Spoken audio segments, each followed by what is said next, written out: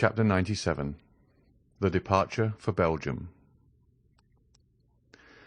A few minutes after the scene of confusion produced in the salons of Monsieur Danglars by the unexpected appearance of the brigade of soldiers, and by the disclosure which had followed, the mansion was deserted with as much rapidity as if a case of plague or of cholera morbus had broken out among the guests. In a few minutes, through all the doors, down all the staircases, by every exit, everyone hastened to retire, or rather to fly, for it was a situation where the ordinary condolences, which even the best friends are so eager to offer in great catastrophes, were seen to be utterly futile. There remained in the banker's house only Danglars, closeted in his study and making his statement to the officer of gendarmes, Madame Danglars, terrified, in the boudoir with which we are acquainted, and Eugénie, who with a haughty air and disdainful lip had retired to her room with her inseparable companion, Mademoiselle Louise d'Armilly. As for the numerous servants, more numerous that evening than usual, for their number was augmented by cooks and butlers from the Café de Paris, venting on their employers their anger at what they termed the insult to which they had been subjected, they collected in groups in the hall, in the kitchens, or in their rooms, thinking very little of their duty, which was thus naturally interrupted.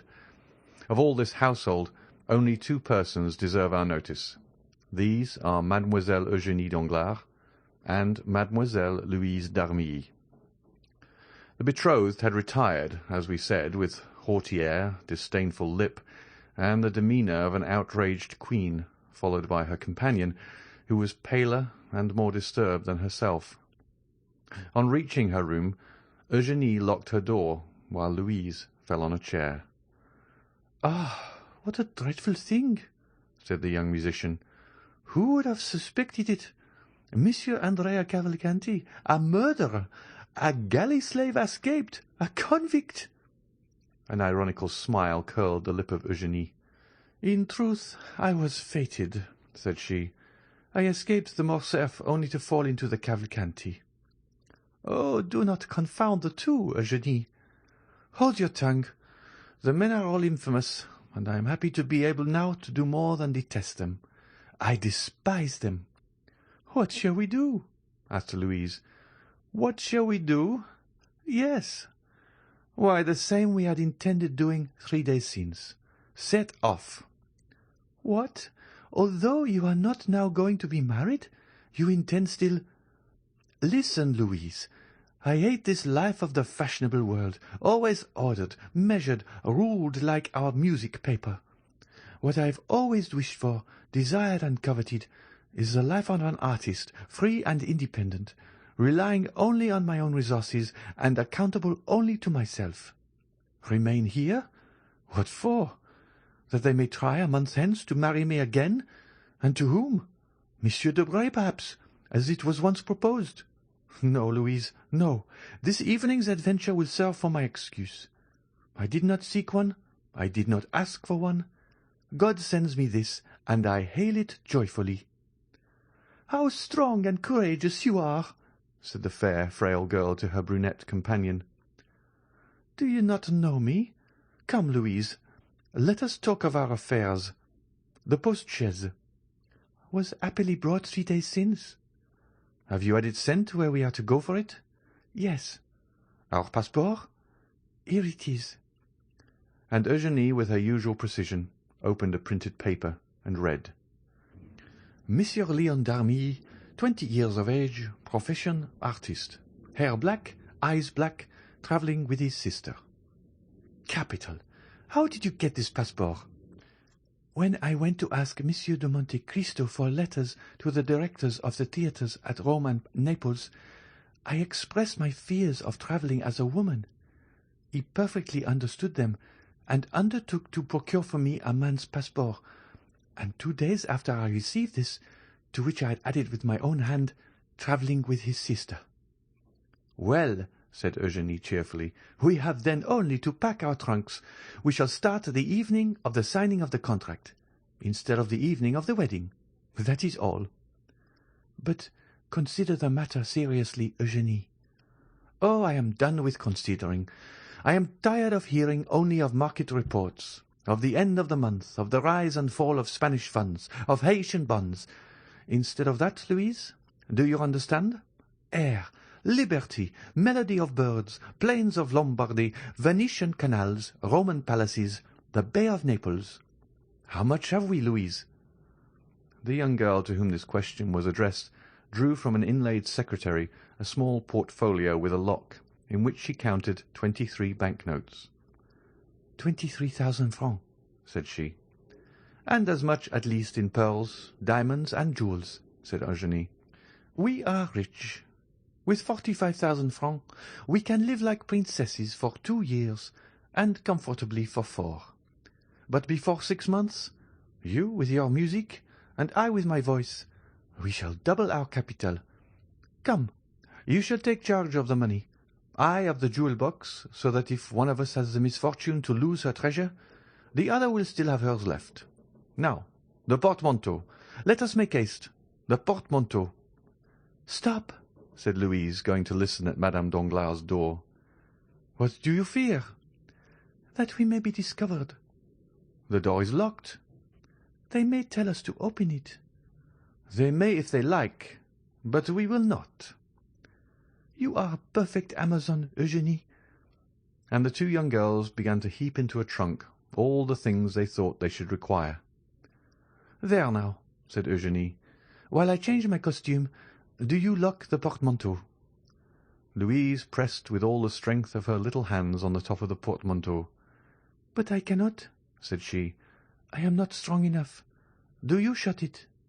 "Ah, you do well to ask," said Eugénie, laughing. "I forgot that I was Hercule, and you only the pale Omphale." And the young girl, kneeling on the top, pressed the two parts of the portmanteau together, and Mademoiselle d'Armilly passed the bolt of the padlock through. When this was done, Eugénie opened a drawer of which she kept the key, and took from it a wadded violet silk travelling cloak. "Here," said she, "you see I have thought of everything. With this cloak you will not be cold." "But you?" "Oh, I am never cold, you know. Besides, with these men's clothes—" "Will you dress here?" "Certainly." "Shall you have time?" "Do not be uneasy, you little coward. All our servants are busy, discussing the grand affair. Besides, what is there astonishing when you think of the grief I ought to be in, that I shut myself up? Tell me." "No, truly, you comfort me." "Come and help me." From the same drawer she took a man's complete costume, from the boots to the coat, and a provision of linen, where there was nothing superfluous but every requisite.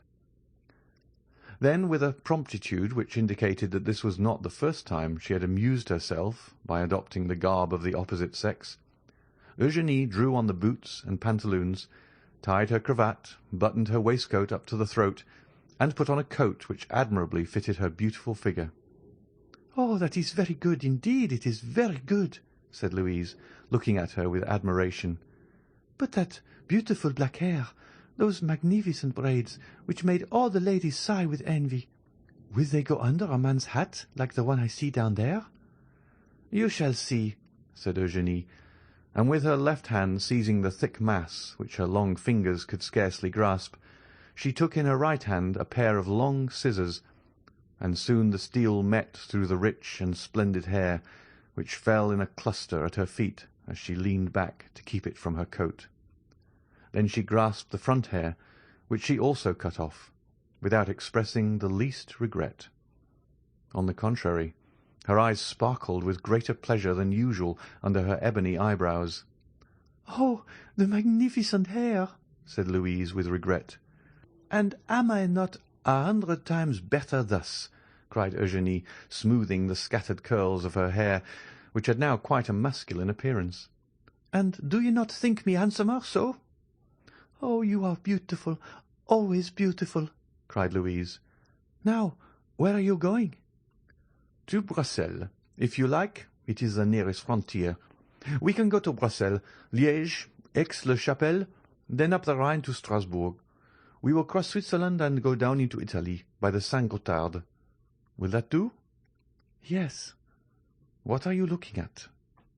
"I am looking at you. Indeed, you are adorable like that. One would say you were carrying me off." "And they would be right, pardieu." "Oh, I think you swore, Eugenie." And the two young girls, whom every one might have thought plunged in grief, the one on her own account, the other from interest in her friend, burst out laughing as they cleared away every visible trace of the disorder which had naturally accompanied the preparations for their escape. Then, having blown out the lights, the two fugitives, looking and listening eagerly with outstretched necks, opened the door of a dressing-room which led by a side staircase down to the yard, Eugenie going first, and holding with one arm the portmanteau, which by the opposite handle Mademoiselle d'Armilly scarcely raised with both hands. The yard was empty. The clock was striking 12. The porter was not yet gone to bed. Eugenie approached softly, and saw the old man sleeping soundly in an armchair in his lodge. She returned to Louise, took up the portmanteau, which she had placed for a moment on the ground, and they reached the archway under the shadow of the wall. Eugenie concealed Louise in an angle of the gateway, so that if the porter chanced to awake, he might see but one person. Then, placing herself in the full light of the lamp which lit the yard, "Gate!" cried she with her finest contralto voice, and rapping at the window. The porter got up as Eugenie expected, and even advanced some steps to recognize the person who was going out. But seeing a young man striking his boot impatiently with his riding-whip, he opened it immediately. Louise slid through the half-open gate like a snake, and bounded lightly forward. Eugenie, apparently calm, although in all probability her heart beat somewhat faster than usual, went out in her turn. A porter was passing, and they gave him the portmanteau. Then the two young girls, having told him to take it to No. 36 Rue de la Victoire, walked behind this man, whose presence comforted Louise. As for Eugenie, she was as strong as a Judith or a Delilah. They arrived at the appointed spot. Eugenie ordered the porter to put down the portmanteau, gave him some pieces of money, and, having rapped at the shutter, sent him away. The shutter where Eugenie had rapped was that of a little laundress, who had been previously warned, and was not yet gone to bed. She opened the door. "Mademoiselle," said Eugenie, "let the porter get the post-chaise from the coach-house, and fetch some post-horses from the hotel. Here are 5 francs for his trouble." "Indeed," said Louise, "I admire you, and I could almost say respect you." The laundress looked on in astonishment, but as she had been promised 20 louis, she made no remark. In a quarter of an hour the porter returned with a post-boy and horses, which were harnessed and put in the post-chaise in a minute, while the porter fastened the portmanteau on with the assistance of a cord and a strap. "Here is the passport," said the postilion. "Which way are we going, young gentlemen?" "To Fontainebleau," replied Eugenie with an almost masculine voice. "What do you say?" asked Louise. "I am giving them the slip," said Eugenie. "This woman to whom we have given 20 louis may betray us for 40. We will soon alter our direction." And the young girl jumped into the britska, which was admirably arranged for sleeping in, without scarcely touching the step. "You are always right," said the music teacher, seating herself by the side of her friend. A quarter of an hour afterwards, the postilion, having been put in the right road, passed with a crack of his whip through the gateway of the Barrière Saint-Martin. "Ah," said Louise, breathing freely, "here we are out of Paris." "Yes, my dear, the abduction is an accomplished fact," replied Eugenie. "Yes, and without violence," said Louise. "I shall bring that forward as an extenuating circumstance," replied Eugenie. These words were lost in the noise which the carriage made in rolling over the pavement of La Villette. Monsieur Danglars no longer had a daughter.